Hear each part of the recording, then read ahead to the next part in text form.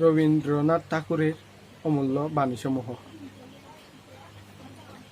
চিত্ত যেথা বৈশূন্য, উচ্চ যেথা শির, জ্ঞান যেথা মুক্ত, যেথা গৃহের প্রাচীর। আপন প্রাঙ্গণতলে দিবস সর্বরি বসুধারে, রাখে নাই খণ্ড ক্ষুদ্র করি। যদি তোর ডাক শুনে কেউ না আসে তবে একলা চলো রে। নিন্দা করতে গেলে বাইরে থেকে করা যায়, কিন্তু বিচার করতে গেলে ভিতরে প্রবেশ করতে হয়। ক্ষুদ্রকে নিয়ে বৃহৎ, সীমাকে নিয়ে অসীম, প্রেমকে নিয়ে মুক্তি। প্রেমের আলো যখনই পাই তখনই যেখানে সুখ মেলি, সেখানেই দেখি সীমার মধ্যে সীমা নেই। শিমুল কাঠই হোক বা বকুল কাঠই হোক, আগুনের চেহারাটা একই। ভালোবাসাটা কথাটা বিবাহ কথার চেয়ে আরো বেশি জ্যান্ত। পাপকে ঠেকাবার জন্য কিছু না করাই তো পাপ। ক্ষমায় যদি করতে না পারো তবে তাকে ভালোবাসে কেন? মনুষ্যত্বের শিক্ষাটাই চরম শিক্ষা, আর সমস্তটাই তার অধীন। কখনো বা ছাদের আলোয়, কখনো বসন্ত সমীরণে সেই ত্রিভুবন জয়ী অপার রহস্যময়ী আনন্দ মূর্তিখানি জেগে ওঠে মনে। প্রত্যেকটা মন আরেকটা মনকে খুঁজছে নিজের ভাবনার ভার নামিয়ে দেওয়ার জন্য, নিজের মনের ভাবকে অন্যের মনে ভাবিয়ে তোলার জন্য। প্রহর শেষের আলোয় রাঙ্গা সেদিন চৈত্র মাস, তোমার সুখে দেখছিলাম আমার সর্বনাশ। আনন্দে আতঙ্কে নিশি নন্দনে, উল্লাসে গরজিয়া মত্ত হাহা রবে, যার সঞ্জীব বাদ উন্মাদিনী কালবৈশাখীর নৃত্য হোক তবে। মানুষ পণ করে, পণ ভেঙে ফেলে হাঁফ ছাড়ার জন্য। তোমার পতাকা যাবে যারে দাও, তারে বহিবারে দাও শক্তি। প্রেমের বই না থাকলে রস নিবিড় হয় না। নদীর এপার কহে ছাড়িয়া নিঃশ্বাস, ওপার হচ্ছে সর্বসুখ আমার বিশ্বাস। নদীর ওপার বসিয়া দীর্ঘ নিঃশ্বাস ছাড়ে, কহে যাহা কিছু সুখ সকলেই ওপারে। অপর ব্যক্তির কোলে পিঠে চড়ে এগিয়ে যাওয়ায় কোনো মাহাত্ম্য নেই, কারণ চলাশক্তি লাভই যথার্থ লাভ, এগিয়ে যাওয়া মাত্র লাভ না। অনুগ্রহ দুঃখ করে দিই, নাহি পাই করুণা, কহেন আমি দিই নাহি চাই। অতীতকালে যত বড় কালই হোক, নিজের সম্বন্ধে বর্তমান কালের একটা স্পর্ধা থাকা উচিত, মনে থাকা উচিত তার মধ্যে জয় করার শক্তি আছে। আনন্দকে ভাগ করলে দুটি জিনিস পাওয়া যায়, একটা হচ্ছে জ্ঞান আর অপর হচ্ছে প্রেম।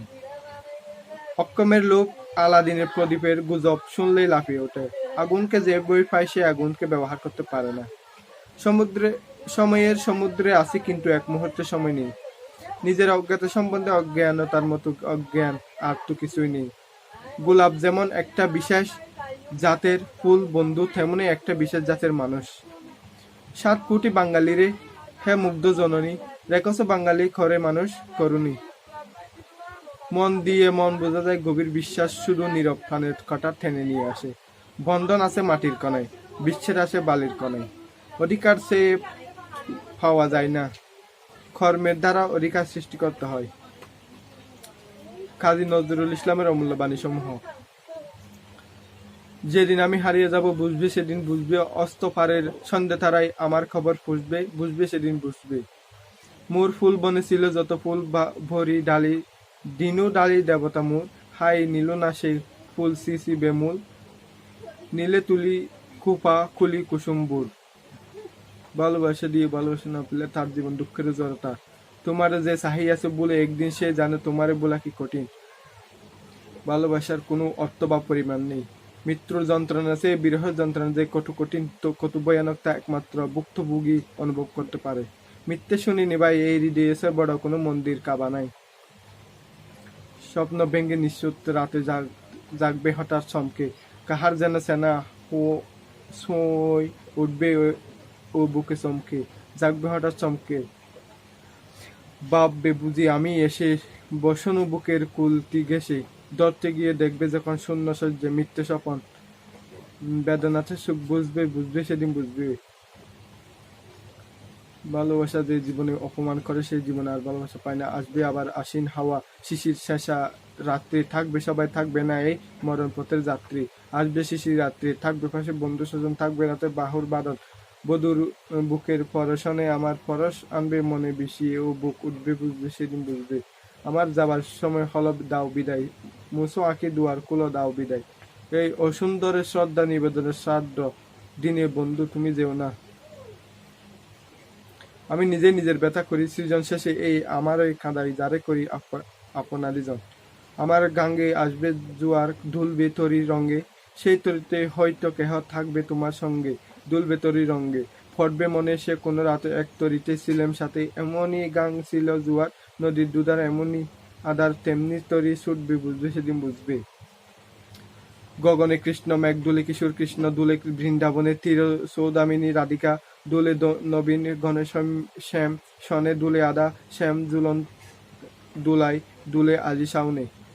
ছবি আমার বুকে বেঁধে পাগল হয়ে কেঁদে কেঁদে ফিরবে মোরো কাননগিরি সাগর, আকাশ বাতাস সিঁড়ি, সেদিন আমায় খুঁজবে, বুঝবে সেদিন বুঝবে। গাইতে গিয়ে কণ্ঠ ছিঁড়ে আসবে যখন খান্না, বলবে সবাই সেই যে প্রতীক তার শোনানো গান না। আসবে ব্যঙ্গে কান্না, পড়বে মন আমার সোহাগ কণ্ঠে, তোমার কাঁদবে বেহাগ ফটবে মনে আমার ফাঁকি, অস্ত্র হারা কটি নাকি ঘন ঘন মুছবে, সেদিন বুঝবে সেদিন বুঝবে। মিথ্যে শুনিনি ভাই এরি দিয়েছে বড় কোনো মন্দির কাবা নাই, আমার বুকে যে খাটা গা তোমায় ব্যথা হানত সেই আঘাত আজ আসবে আবার, হয়তো হইয়ে শ্রান্ত আসবো তখন পান্থ, হয়তো তখন আমার কোলে সোহাগ লোবে ফটবে ডুলে আপনি, সেদিন সেদে কেঁদে সাহবে বুকে বাহই বেঁধে, শয়ন চুমে বুঝবে, বুঝবে সেদিন বুঝবে। আসবে জড়ি নাচবে তুফান টুটবে, সকল বন্ধন কাঁপবে ছুটির সেদিন ত্রাসে, জাগবে বুকের ত্রন্দন টুটবে যবে বন্ধন, পড়বে মনে সেই সাথে বাঁধবে বুকে দুঃখ রাতে, আপনি গালে যাচবে সুমা চাইবে আদর মাগবে সুয়া আপনি, জেমে চুমবে বুঝবে সেদিন বুঝবে। সে দেশে যাবে বাদল জ্বরে খাঁদে নাকি প্রাণ একেলা গড়ে, বিরহ ব্যথা নাহি কি সেটা বাঁধে না বাঁশির নদীর তীর।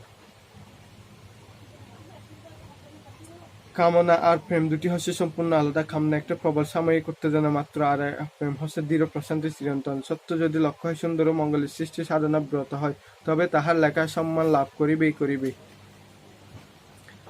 হেতা সবে সম পাপি, আপন পাপের বাদ খাড়া দিয়ে অন্যের পাপ মাপি। যুগের ধর্মে এই পীড়ন করিলে সে পীড়ন এসে পীড়া দেবে তোমাকে।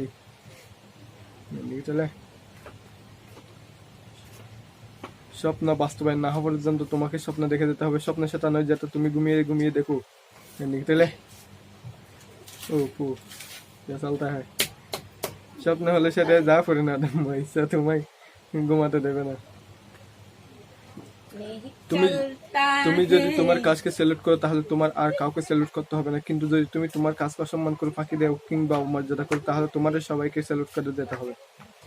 যারা কাজ করতে পারেন তাদের সাফল্য অর্জন আনন্দহীন ও আকর্ষণহীন। এমন সাফল্য থেকে সৃষ্টি হয় তিক্ততা।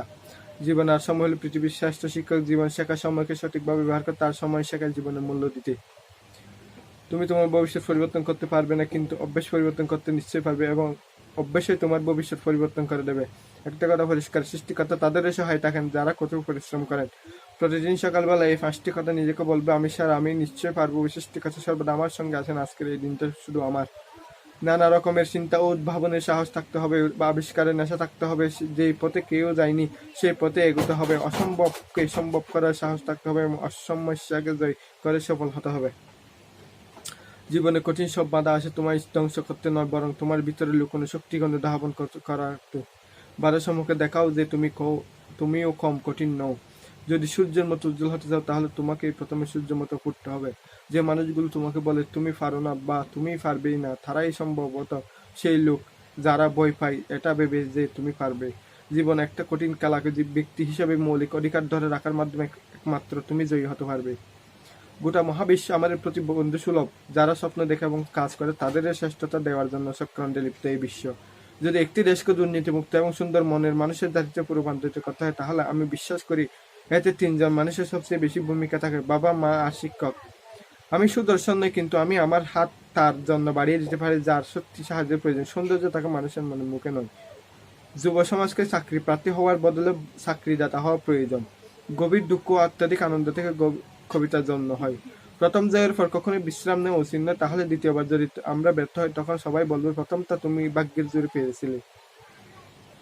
যদি তুমি ব্যর্থ হও অর্থাৎ ফেল করো তাহলে মোটেই হাল ছেড়ে দিও না, কারণ ফেল শব্দটা একটা অন্য মানে হচ্ছে ফার্স্ট অ্যাটেম্পট ইন লার্নিং, অর্থাৎ শিক্ষার প্রথম ধাপ। First attempt in learning.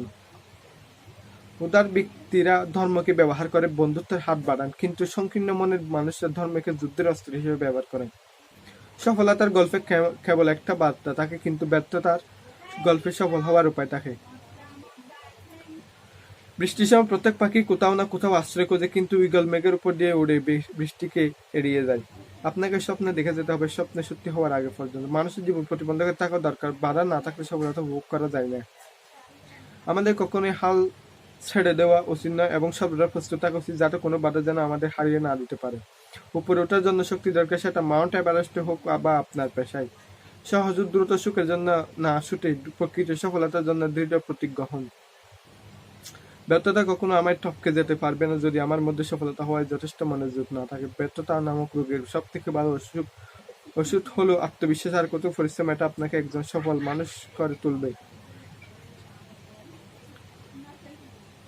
যখন আপনি ব্যস্ত থাকেন তখন সবকিছুই সহজ বলে মনে হয়, কিন্তু অলস হলে কোনো কিছুই সহজ বলে মনে হয় না।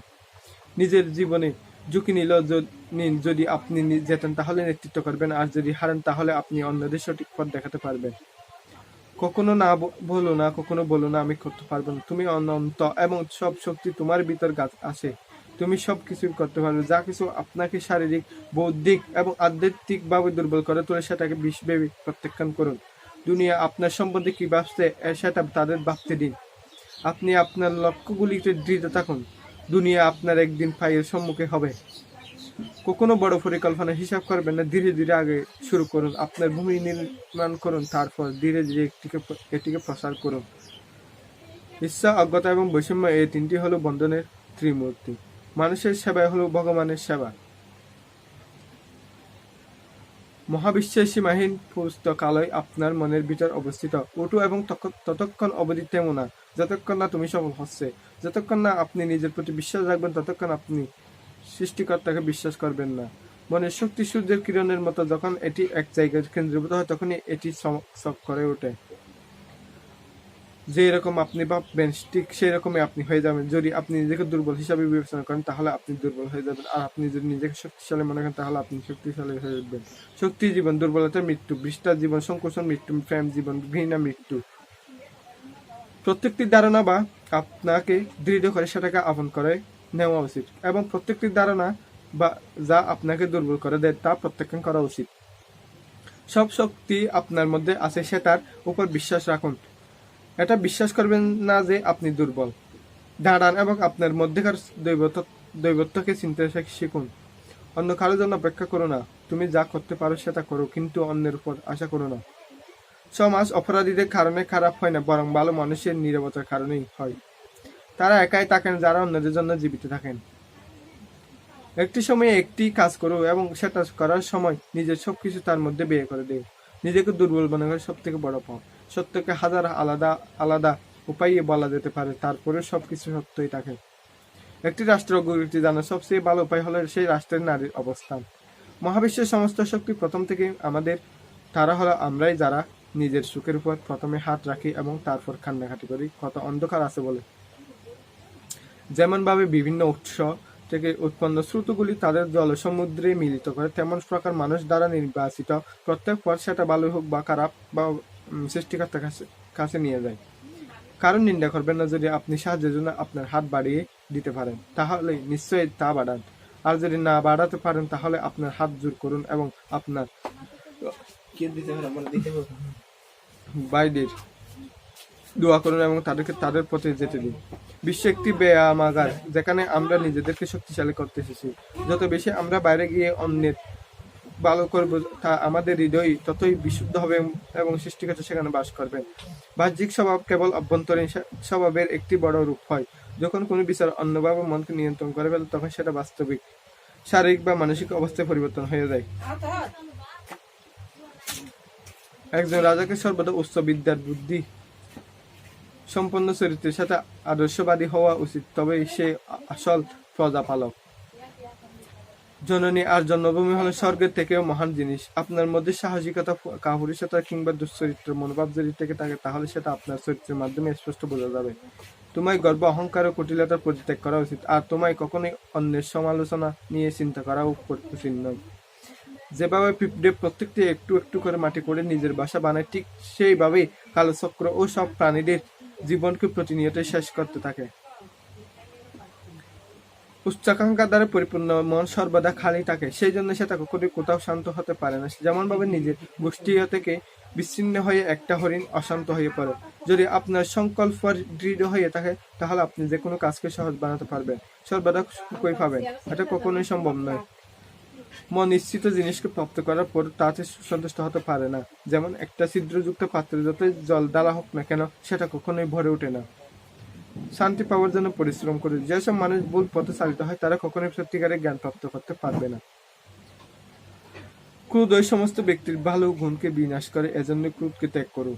সহযোগিতা এবং সমন্বয়ের সর্বদা জয় হয়। কারোর প্রতি খারাপ ভাবনা রাখার ফলে নিজের মন আপনা থেকে দূষিত হয়ে যায়। যেমন রাজার আচরণ হবে, ঠিক তেমনই প্রজারও আচরণ হবে। যেমন সাপ বিড়াল আর ধনুক সর্বদা ঝুঁকে আক্রমণ করে, ঠিক তেমনই অসাধু ব্যক্তির নম্রতাও ভীষণ দুঃখ ডেকে আনতে পারে। সৎ মানুষ সর্বদা অন্য মানুষের দুঃখ থেকে বাঁচার জন্য কষ্ট সহ্য করে, কিন্তু দুষ্ট প্রকৃতির মানুষ সর্বদা অন্য ফেলার জন্যই বাঁচে থাকে। কোন প্রতিশ্রুতিকে ভঙ্গ করার মাধ্যমে করে ফেলা ভালো কাজগুলোর মাহাত্ম্য নষ্ট হয়ে যায়। মানুষের ভিতর যদি ইচ্ছা শক্তি থাকে, তাহলে সে বড় থেকে বড় কাজকেও সহজ বানিয়ে ফেলতে পারে। ইচ্ছা শক্তির দ্বারা একজন ফকিরও রাজা হতে পারে। যদি আপনার চরিত্র ভালো না হয়, তাহলে আপনি কখনোই মহান হতে পারবেন না। সংকট এবং দুঃখের মুহূর্ত সর্বদা না বলে আর না আভাস দিয়ে আসে। মা বাবার সেবা করে সর্বদাই কল্যাণকারী হয়।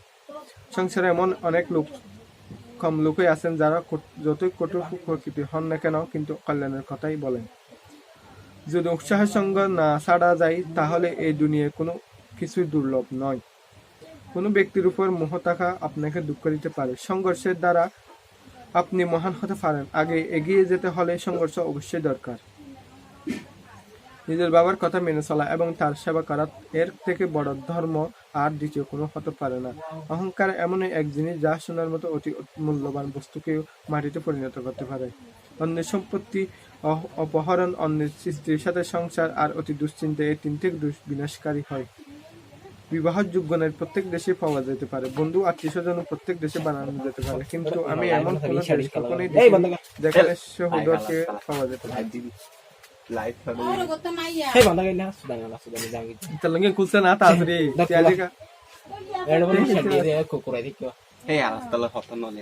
সংসারে কারো উপর ভরসা করো না, নিজের হাত এবং পায়ের উপর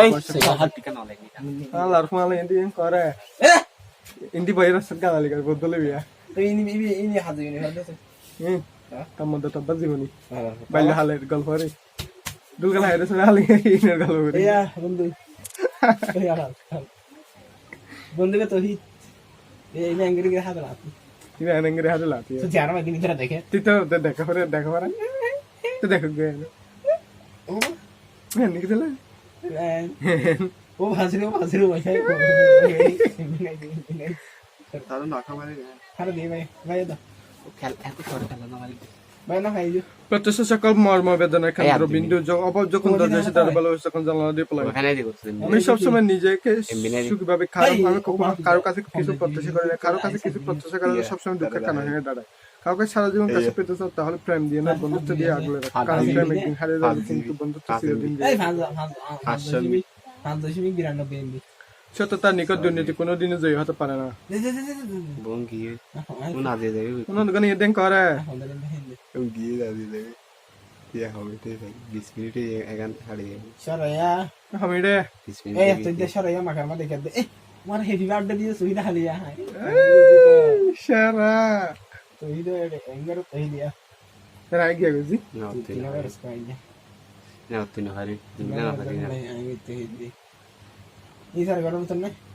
আমাদের কখনোই কারোর অধিকার কেড়ে নেওয়া উচিত নয়। ঈশ্বর সর্বদা বিদ্যমান আছেন, আমাদের সকলের পিতা।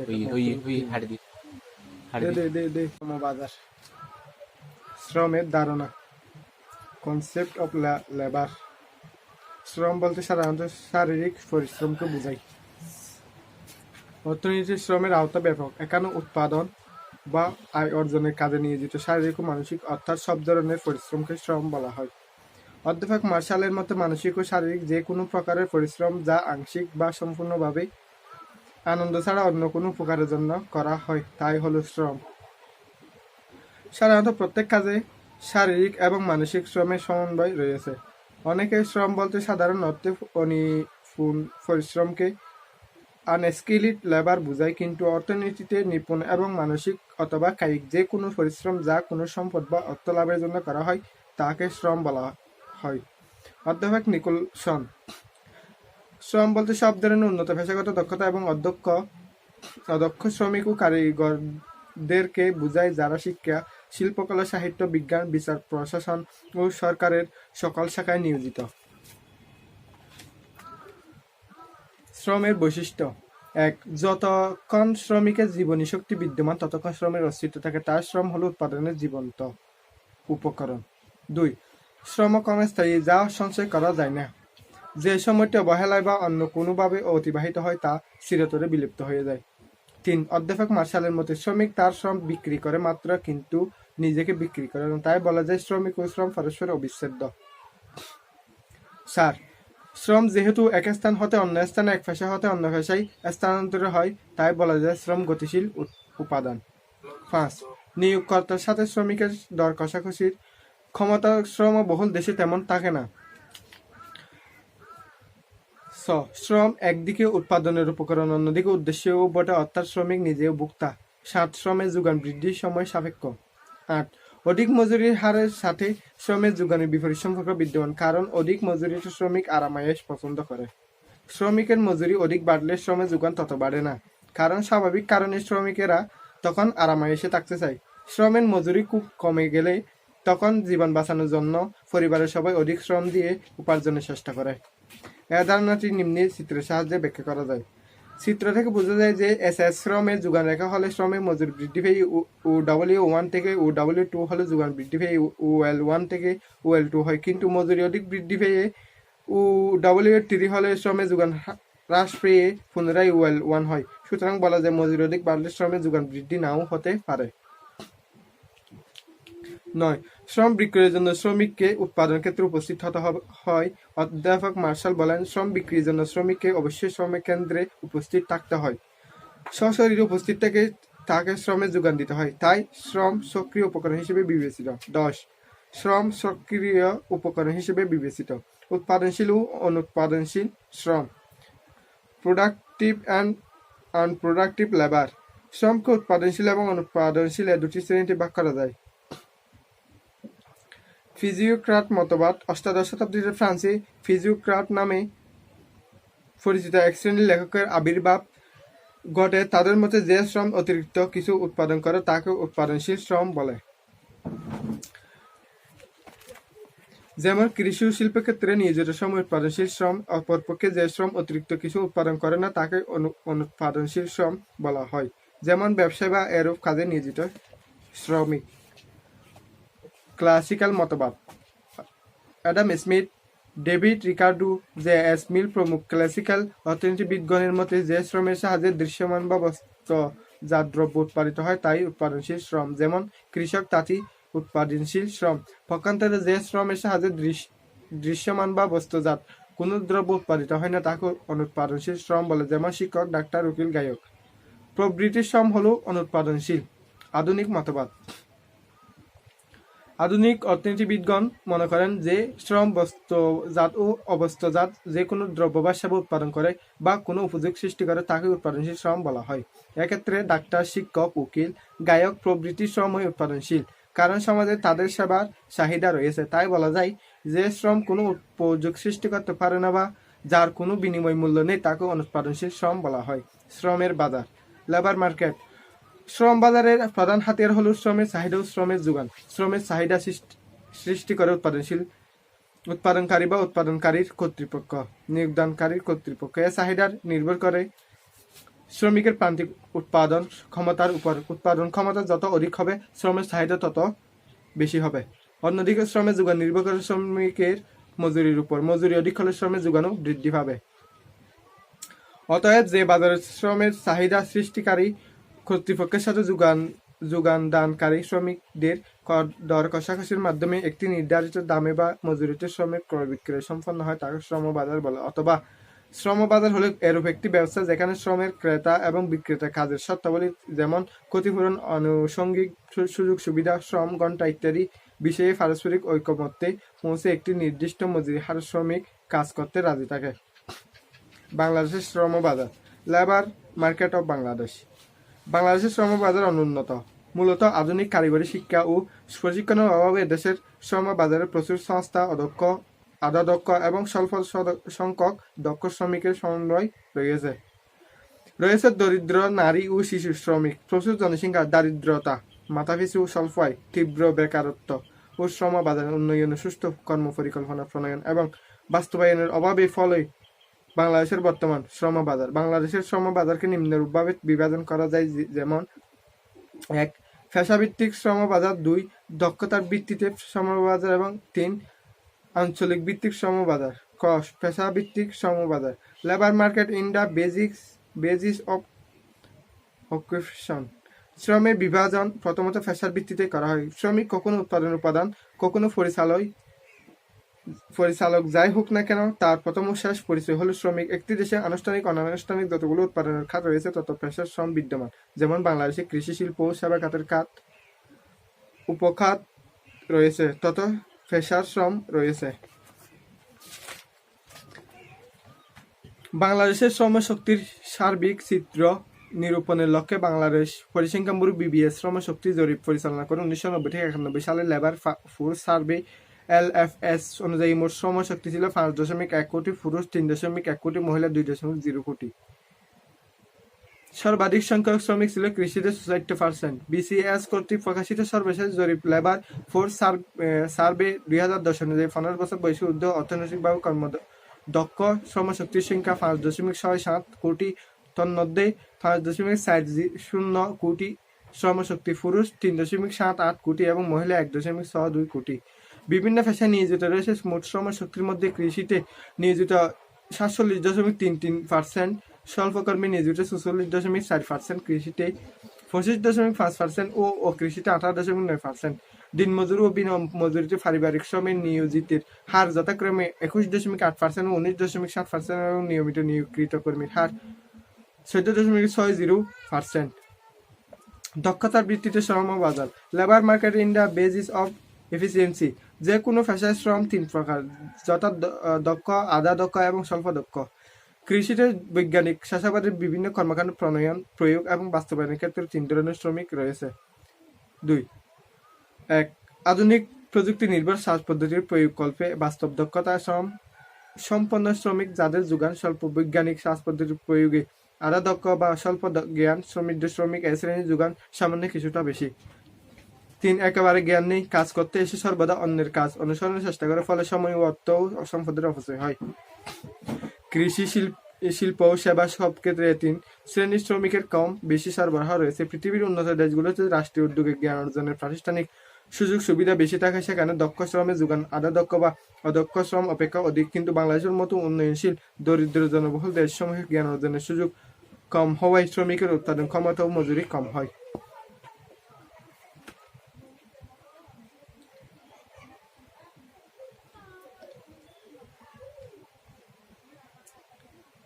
বর্তমানে সরকারি উদ্যোগ, আর্থসামাজিক উন্নয়নের জন্য দেশের বিপুল সংখ্যক জনগোষ্ঠীকে দক্ষতা উন্নয়ন প্রশিক্ষণ প্রদানের মাধ্যমে মানব সম্পদে পরিণত করার লক্ষ্যে শ্রম ও কর্মসংস্থান মন্ত্রণালয়ের উদ্যোগে কারিগরি প্রশিক্ষণ কেন্দ্র স্থাপনের মাধ্যমে প্রশিক্ষণ প্রদান পূর্বক দেশ বিদেশ কর্মসংস্থানের উপযোগী করে গড়ে তোলা হচ্ছে।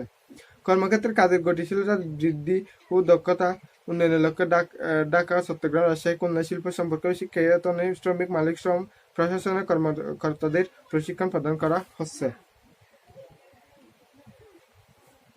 সরকারি বেসরকারি পর্যায়ে দেশে মানব সম্পদের দক্ষতা উন্নয়ন প্রশিক্ষণ ও কর্মসংস্থান সৃষ্টির লক্ষ্যে জাতীয় দক্ষতা উন্নয়ন পরিষদ গঠন করা হয়েছে। মাননীয় প্রধানমন্ত্রী এই পরিষদের চেয়ারম্যান। এই পরিষদ বিভিন্ন মন্ত্রণালয়ের দক্ষতা উন্নয়ন প্রশিক্ষণ কার্যক্রমের গুণগত মান নিশ্চিতকরণ ও সমন্বয়ের সিদ্ধান্ত গ্রহণ ও প্রয়োজনীয় নির্দেশনা প্রদান করবেন।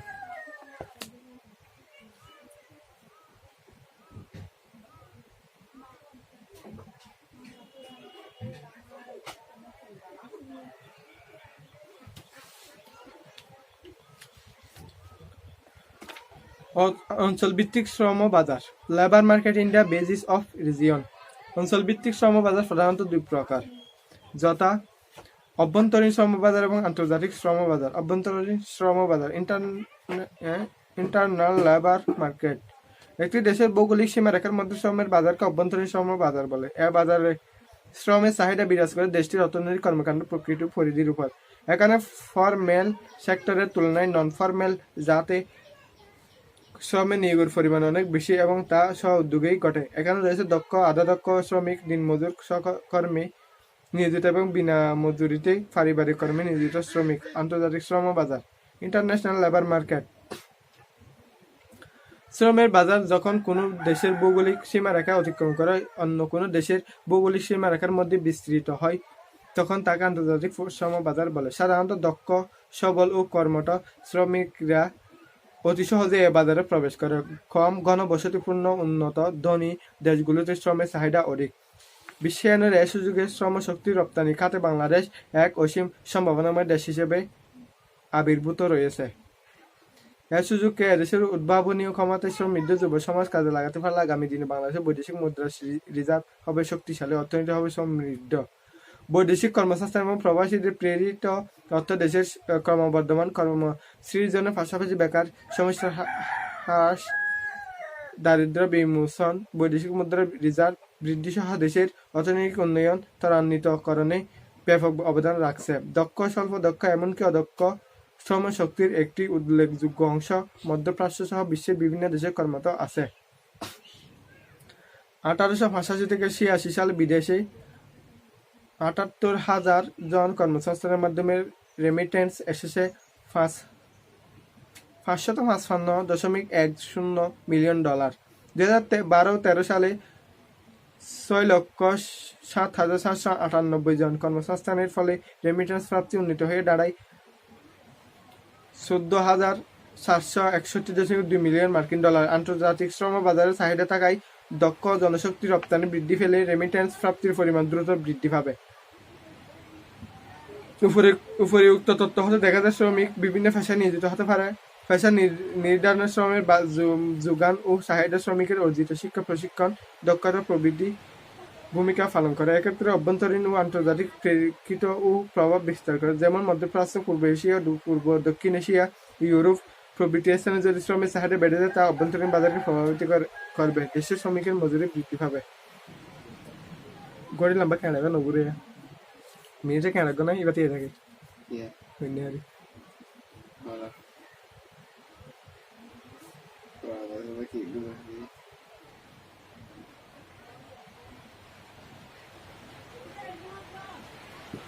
মজুরি ওয়েজেস। মজুরি হলো শ্রমিকের শ্রমের দাম। শ্রমের বিনিময়ে মালিক শ্রমিককে যে পারিশ্রমিক প্রদান করে তা হলো মজুরি। অর্থাৎ কোনো শ্রমিক তার শারীরিক ও মানসিক শ্রমের বিনিময়ে উৎপাদন কাজে সহায়তা করার জন্য পারিশ্রমিক বাবদ কোনো নির্দিষ্ট সময়ে যা উপার্জন করে তাকে মজুরি বলে। বিভিন্ন অর্থনীতিবিদ বিভিন্নভাবে মজুরিকে সঞ্চালিত করে। অধ্যাপক বেনহামের মতে চুক্তির অধীনে কাজ করার জন্য নিয়োগকর্তা শ্রমিককে শ্রমের বিনিময়ে যে অর্থ প্রদান করে তাকে মজুরি বলে। Wages may be defined as a sum of money paid under contract by an employer to a worker for services rendered. Prof. R.F. Benham, Economics, Serf 26। অর্থনীতিবিদ কে ডুয়েট বলেন, শ্রমিকের সেবার বিনিময়ে যে দাম দেওয়া হয় তাকে মজুরি বলা হয়। অর্থনীতিবিদ সেলিগম্যানের মতে শ্রমিকের পারিশ্রমিককে মজুরি বলা হয় এবং অর্থনীতিবিদ উরলে এমুস এর মতে দ্রব্য সামগ্রী ও সেবা কর্ম করার ক্ষেত্রে শ্রমিকের অবদানের প্রেক্ষিতে তাকে যে পারিতোষিক দেওয়া হয় তাই মজুরি। মজুরির বৈশিষ্ট্য: 1. মজুরি হলো শ্রমিকের শারীরিক ও মানসিক শ্রমের পুরস্কার। 2. মজুরির দাতা হলো উদ্যোক্তা বা নিয়োগকর্তা এবং গ্রহীতা হলো শ্রমিক নিজে। 3. মজুরি দাতা এবং গ্রহীতার মধ্যে চুক্তি অনুযায়ী এটি নির্ধারিত হয়। 4. কোনো নির্দিষ্ট সময়ে নির্দিষ্ট কর্ম সম্পাদনের ক্ষেত্রে মজুরি নির্ধারিত হয়। 5. সময়ের পরিবর্তনের প্রেক্ষিতে মজুরির হারেও পরিবর্তন আসে। 6. মজুরি নির্ধারণে শ্রমের চাহিদা ও যোগানের প্রভাব রয়েছে, তবে শ্রমবহুল দেশগুলোতে বা কল্যাণ রাষ্ট্রের শ্রমিকদের স্বার্থে সর্বনিম্ন মজুরি নির্ধারিত থাকে। মজুরি প্রদানের পদ্ধতি: সাধারণত মজুরি দেওয়ার পদ্ধতি অনুযায়ী মজুরিকে দুভাগে ভাগ করা হয়, যথা ক সময় ভিত্তিক মজুরি এবং খ কর্মভিত্তিক মজুরি। ক সময় ভিত্তিক মজুরি, টাইম বেসড ওয়েজেস। কোনো নির্দিষ্ট কাজের জন্য যদি শ্রমিককে দিন, সপ্তাহ বা মাসের ভিত্তিতে মজুরি দেওয়া হয় তাকে সময় ভিত্তিক মজুরি বলে। এক্ষেত্রে নির্দিষ্ট সময় যেমন ঘন্টা, দিন, সপ্তাহ, মাস, বছর প্রভৃতি সময় অনুসরণ করে শ্রমিককে মজুরি দেওয়া হয়। কর্মভিত্তিক মজুরি, কাজের পরিমাণের ভিত্তিতে শ্রমিক যে মজুরি পায় তাকে কর্মভিত্তিক মজুরি বলে। মজুরির পার্থক্য, তারতম্য। শ্রম উৎপাদন একটি মাত্র উপাদান নয়, আবার বিভিন্ন শ্রমিক গোষ্ঠী হল উৎপাদনের বিভিন্ন উপাদান। এর শ্রমিক গোষ্ঠীসমূহ পরস্পরের মধ্যে প্রতিযোগিতাহীন থাকায় তাদের মধ্যে পৃথক পৃথক মজুরি হার কম থাকবে। এই যুক্তির সারবত্তার মধ্যে ত্রুটিও আছে। অধিকাংশ ক্ষেত্রে বিভিন্ন শ্রেণীর শ্রমিক পরস্পরের কিছু না কিছু প্রতিদ্বন্দ্বী, তারা অপরের সমর্থক না হলেও যে আংশিক পরিবর্তক তা অনস্বীকার্য। অধ্যাপক ফিয়া স্যামুয়েলসন এর মতে প্রকৃতপক্ষে শ্রমের বাস্তব বাজার পূর্ণ প্রতিযোগিতার আদর্শ মডেল হতে অনেকটা বিস্তৃত। এর ফলে মজুরি পার্থক্য টিকে থাকে।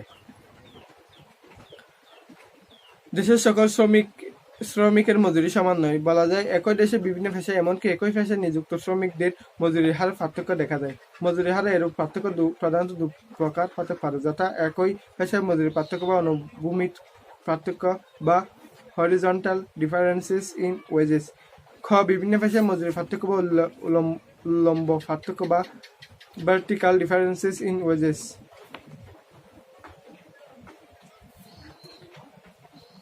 একই পেশায় মজুরি পার্থক্যের কারণ, causes of differences in wages in the same occupation। একই পেশায় শ্রমিকের মজুরি হারের মধ্যে যে পার্থক্য থাকে, অর্থাৎ যে অনুভূমিক পার্থক্য থাকে, তার কারণগুলো নিম্নরূপ। ক শিক্ষাগত যোগ্যতা। শিক্ষাগত যোগ্যতা পার্থক্যের কারণে একই পেশায় নিয়োজিত থাকলেও বিভিন্ন ব্যক্তির মজুরির হার বিভিন্ন হয়ে থাকে। যেমন শিক্ষকতা পেশায় নিয়োজিত একজন স্কুল শিক্ষক অপেক্ষা একজন কলেজ শিক্ষকের পারিশ্রমিকের হারের তারতম্য ঘটে। অভিজ্ঞতা তারতম্যের কারণেও একই পেশায় কর্মরত শ্রমিকদের মজুরির হারের পার্থক্য সৃষ্টি হয়। যেমন কোনো কারখানায় দীর্ঘদিন কর্মরত একজন অভিজ্ঞ শ্রমিকের মজুরি অপেক্ষা একজন অনভিজ্ঞ শ্রমিকের মজুরি কম হবে। মিনিট নোডের দে হ্যাঁ তাহলে ন দিদি অত আছে চিটটা আনলা হ্যাঁ গিয়ে 18 মিনিটে। দক্ষতা, একই পেশায় কর্মরত একজন দক্ষ শ্রমিকের মজুরি একজন অদক্ষ শ্রমিকের মজুরি বেশি হয়। দায়িত্ব ও পদমর্যাদার পার্থক্য। দায়িত্ব ও পদমর্যাদার তারতম্যের কারণেও একই পেশায় পারিশ্রমিকের পার্থক্য হয়। যেমন শিক্ষক হিসেবে কর্মরত একজন লেকচারার চেয়ে কলেজের অধ্যক্ষ অধিক দায়িত্ব ও পদমর্যাদার অধিকারী। ফলে অধ্যক্ষ মহোদয় লেকচারার প্রভাষক অপেক্ষা অধিক পারিশ্রমিক পাবে।